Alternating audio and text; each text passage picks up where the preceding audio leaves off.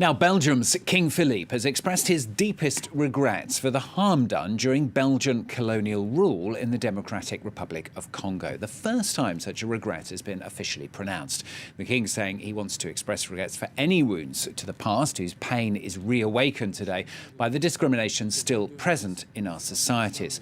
Now, that move coming on the 60th anniversary of DR Congo's independence. Historians say that millions of Africans from areas on what is now the Democratic Republic of Congo were killed, mutilated or died of disease as they worked on rubber plantations, particularly belonging to Belgium's King Leopold II. Well, we're going to cross to our correspondent Dave Keating, who's in Brussels.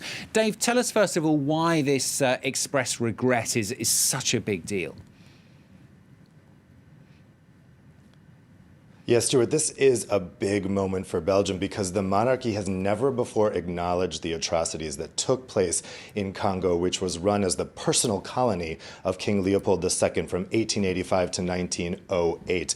Now, this has been a big issue here for the past 20 years. There's statues of Leopold II all over the country, and many people have said they should come down. But this really exploded to the fore, and there's new movement on this that we've never seen before because of those Black Lives Matter protests. The attacks on the statues, which have taken place for 20 years, really ramped up. They even started being firebombed, and they've had to be removed to be fixed. Other municipalities have voluntarily started deciding to take down the statues. But meanwhile, King Philippe has remained quiet here, and that's for two reasons. One is that the king is supposed to stay out of politics, and two is that there has been a fear that if King Philippe apologizes, it would open Belgium up to legal responsibility for reparations to the Democratic Republic of the Congo, the modern independent state that's the successor of that colony. So that's probably why he chose his words very carefully today and said deepest regrets. He didn't actually explicitly say he was sorry.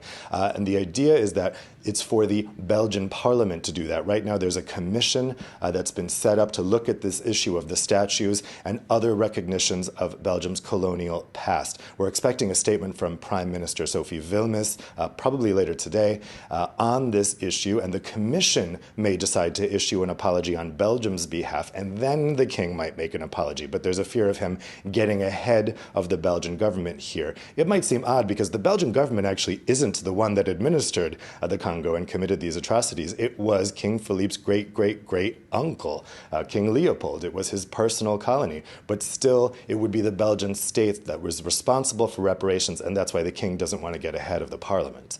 So, Dave, why is Belgium's colonisation just so controversial in the first place, even? Yeah, it should be remembered that, there's a lot of gruesome stories about European colonization all over the world, but even by the standards of the time, the Belgian administration in the Congo Free State was horrific. And there was a mass media campaign to free the Congo from Leopold's rule, highlighting all of the atrocities that were taking place there. Historians say that something around 10 million people were killed there. They were in effective slavery having to being forced to collect rubber. If they didn't collect enough rubber, their hands were cut off. It was really horrific. And the scandal actually caused the Belgian parliament to strip Congo away from King Leopold II and transfer it to the Belgian state in 1908.